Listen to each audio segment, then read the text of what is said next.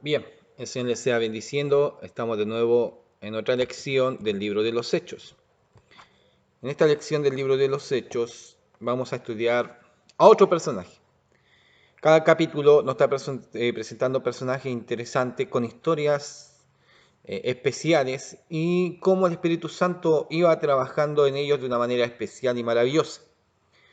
En este capítulo 9 entramos y vamos a encontrarlos con Saulo.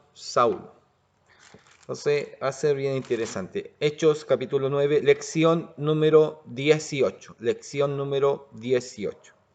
Oramos al Señor y vamos a entrar a la palabra. Padre, te bendecimos, damos gracias.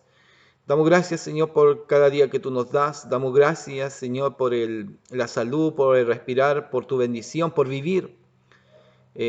Quizás algunos en el proceso de la vida, Señor, con sufrimiento, con alegría, con felicidad, Señor, con a veces necesidades, pero es en cada proceso, en cada instante, en cada momento, tú estás con nosotros. Pedimos tu bendición, tu gracia, tu paz sobre nuestra vida, sobre nuestro hogar. Te lo pedimos en el nombre de Jesús. Amén y amén. Y bien, entramos entonces con un nuevo personaje que es Saulo. Felipe, entramos con Esteban, ya los apóstoles, pero ahora entra en este capítulo Saulo, y más adelante Saulo va a ser un personaje importante. No era apóstol, no era discípulo, y en esto vamos a ver que Dios de una o de otra manera llega a las personas.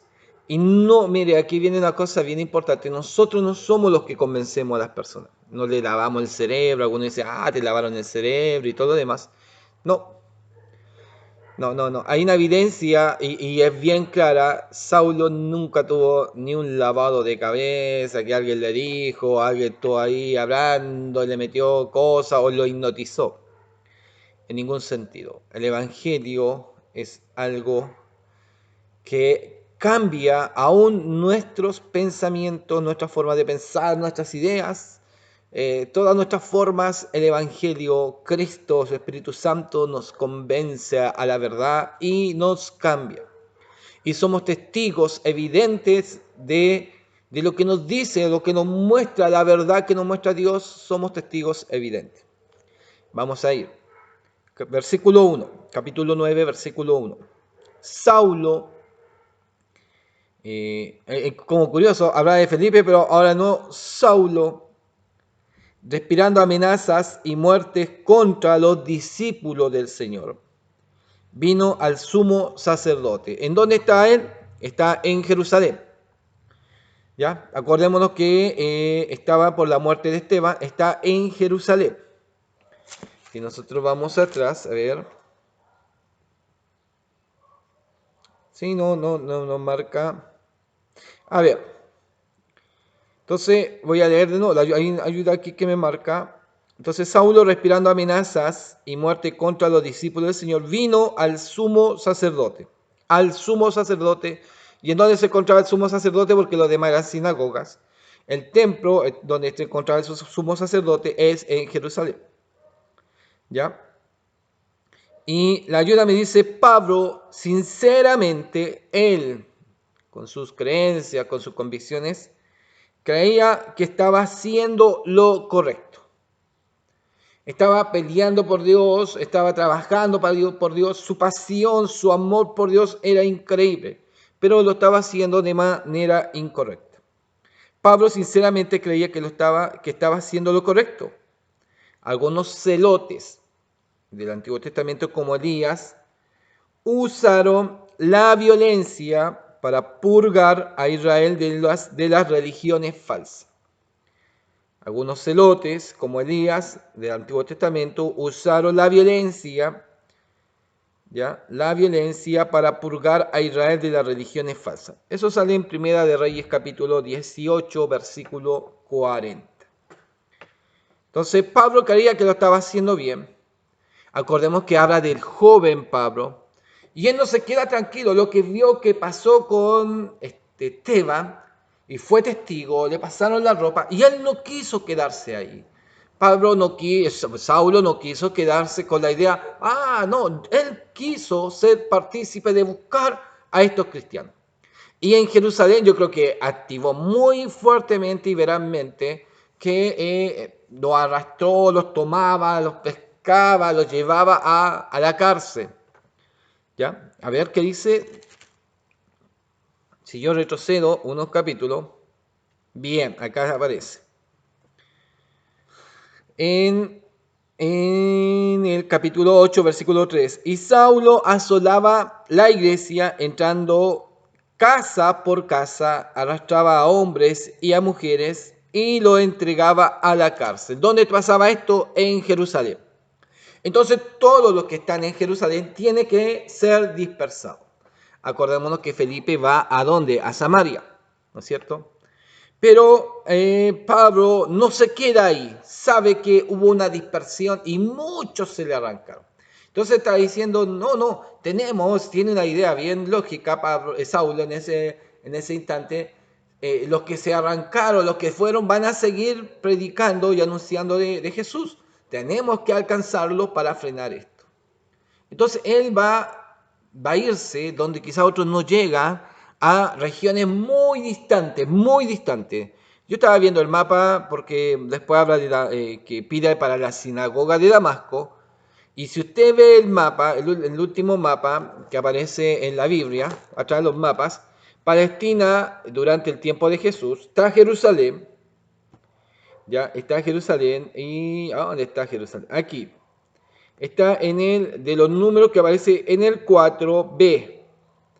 Pero Damasco está allá arriba, bien arriba, en el D. Arriba tiene una letra A, B, C, D. Arriba está Damasco. Casi yo lo buscaba por acá abajo, no, está ahí arriba. Es decir, todo lo que tenía que recorrer por Galilea, por todas las ciudades que tenía que recorrer para llegar allá arriba, a Damasco. Es decir, tenía una visión bien lógica, Saulo, de alcanzar a los cristianos y frenar este crecimiento.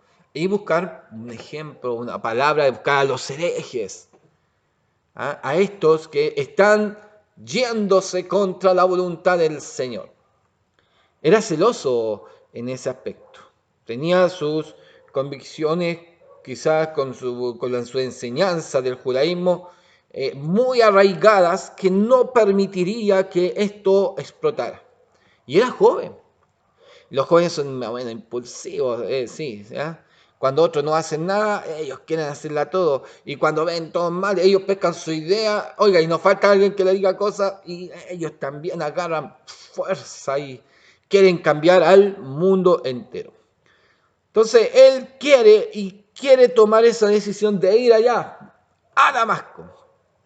Vamos a ver. 2, recién voy en el 2.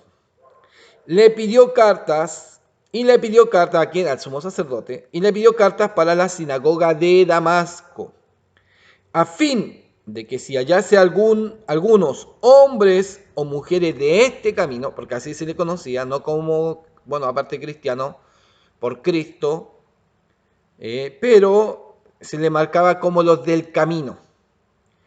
Hombres o mujeres de este camino los trajese presos ¿a dónde? A Jerusalén.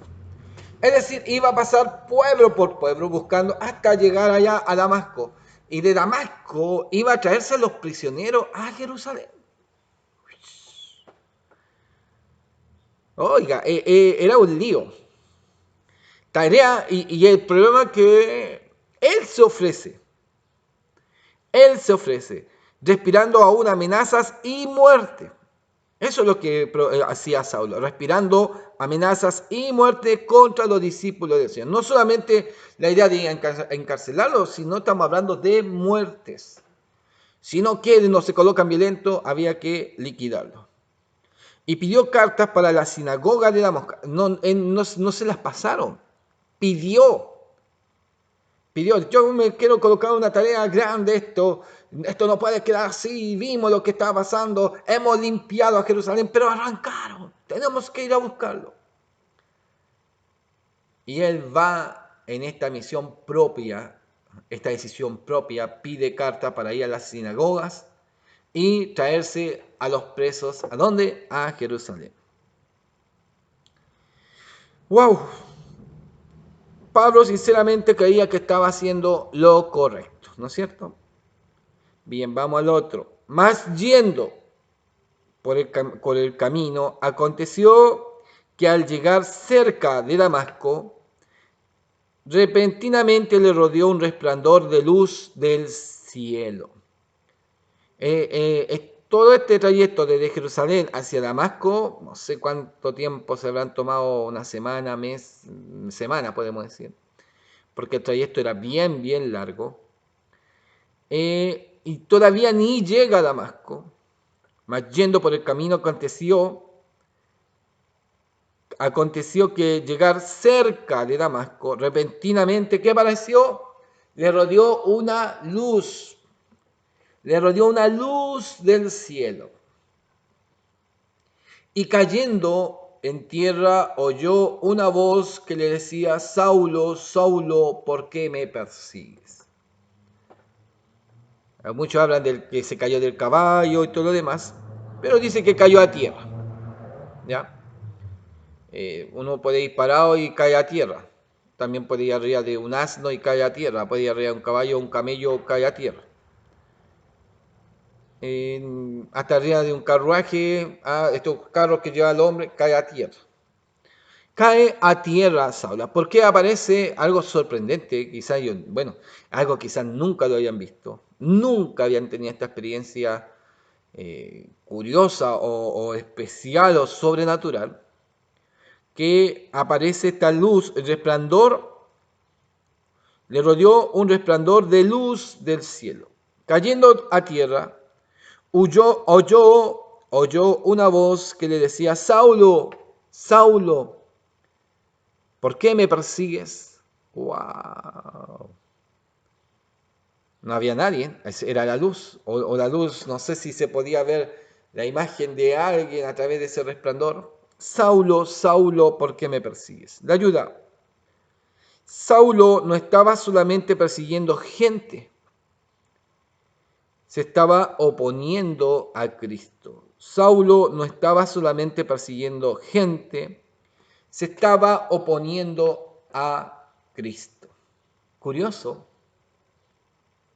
curioso.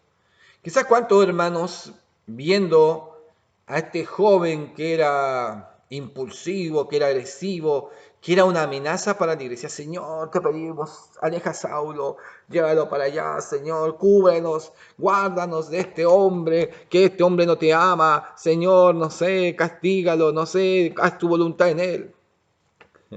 Cuando nosotros decimos, haz tu voluntad en él, hasta Dios nos sorprende porque no sabemos qué es lo que Dios va a hacer. Y con lo que hace con Saulo es increíble. ¿Quién le iba a predicar a Saulo?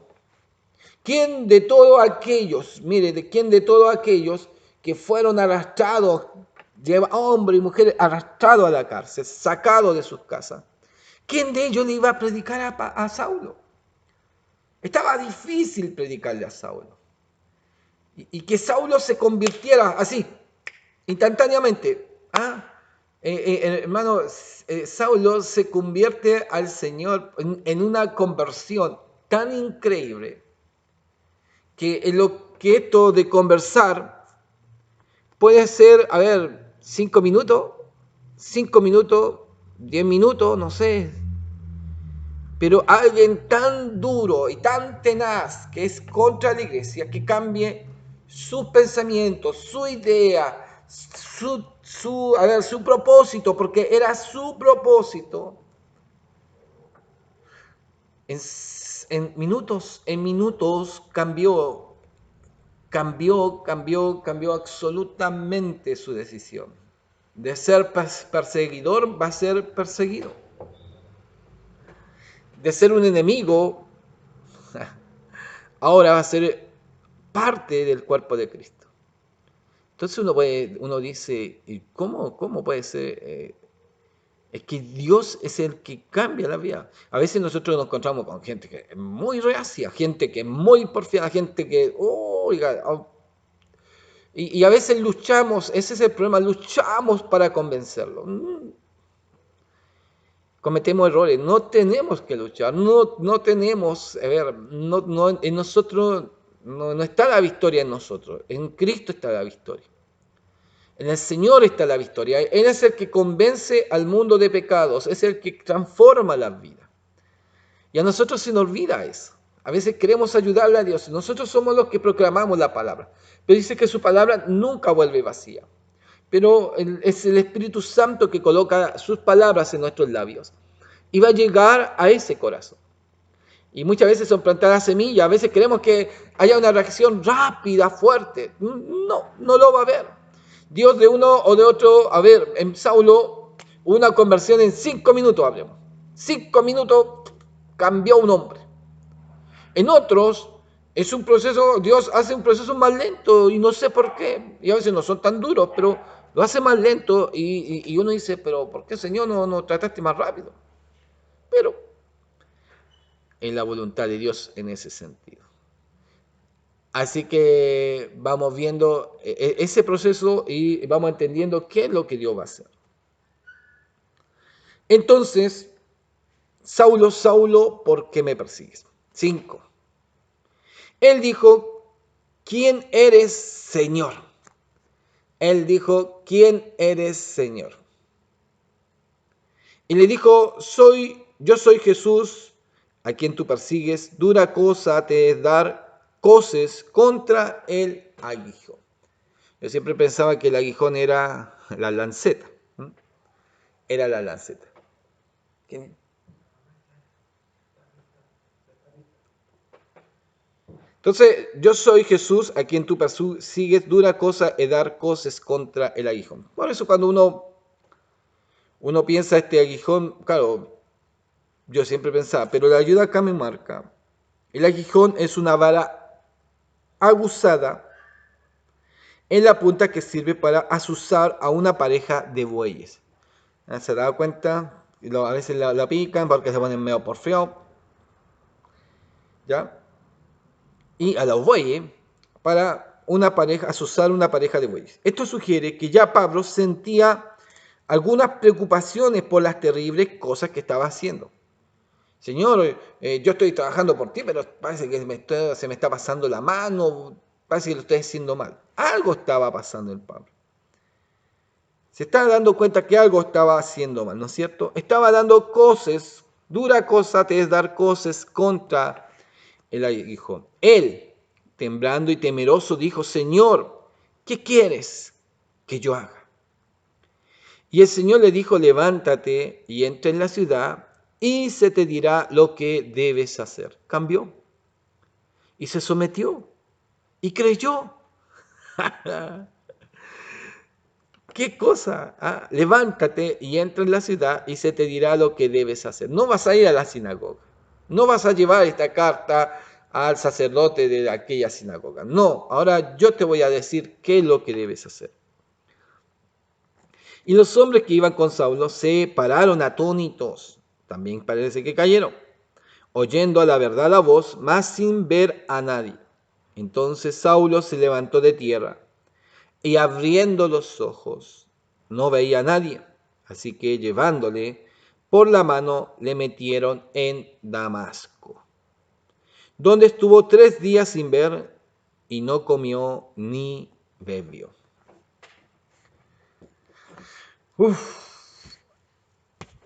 Este es un hombre perseguidor, un hombre contra.